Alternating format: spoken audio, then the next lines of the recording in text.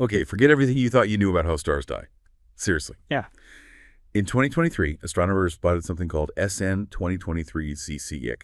It's about 750 million light years away. And it could be the very first evidence we have of a star exploding. Well, because it tried to eat a black hole. Wild, right? So this deep dive is based on some fascinating new analysis using data from places like the Zwicky Transient Facility, ZTF, and it's uncovering this cosmic mystery that really challenges our basic understanding of stellar death. It suggests a whole new way these giants can meet their end. Our mission today. Let's unpack why this particular blast was so weird. We'll explore the pretty radical theory behind it and try to figure out what it all means for how we see the universe. Okay, let's get into it. So when SN 2023 CCAR first popped up, July 7, 2023, it looked, well, pretty normal at first glance, like a fairly ordinary stellar death. Light flares up, then it starts to fade. Standard stuff.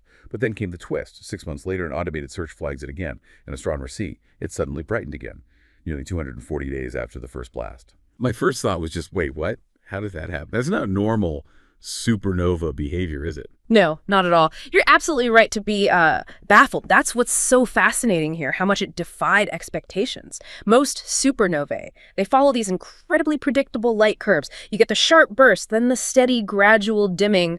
Predictable.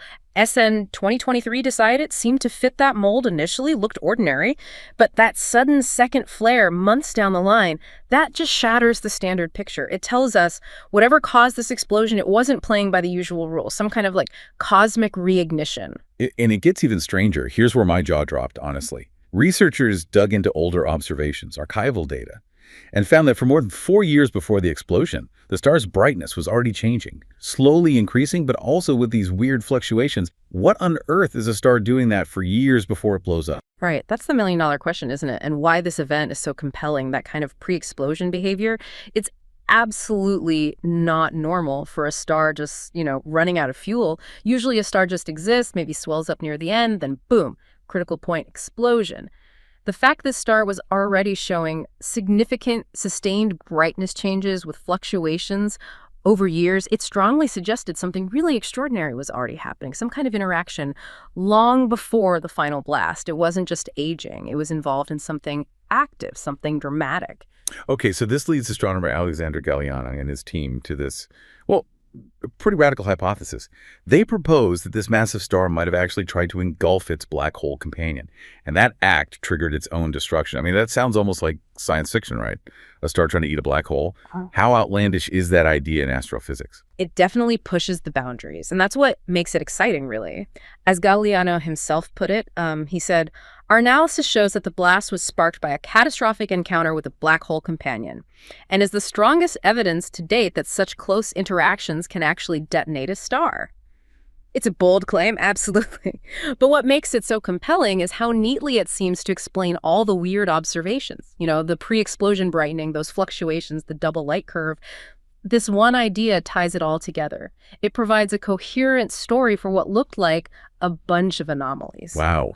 Okay, so how did they piece this together? They used machine learning, right, to analyze years of data. And their models suggested this picture: a massive dying star and a compact black hole orbiting each other really tightly, spiraling inwards. Oh. So as they got closer, the star started shedding huge amounts of gas and dust, which explains that gradual brightening before the main event. Exactly. It's losing mass, getting brighter. Then comes the critical moment they propose. The star's own gravity pulls the black hole inside its outer layers. Oh, inside the star. Inside the star's envelope, yes. And the consequences. Catastrophic. Once inside, the black hole's intense gravity, those tidal forces, would just start tearing the star apart from the inside. That triggers the explosion we saw as the first late peak. Ah, okay, so that first peak is the internal detonation hitting the nearby gas. Right, the sparse gas the star had already shed.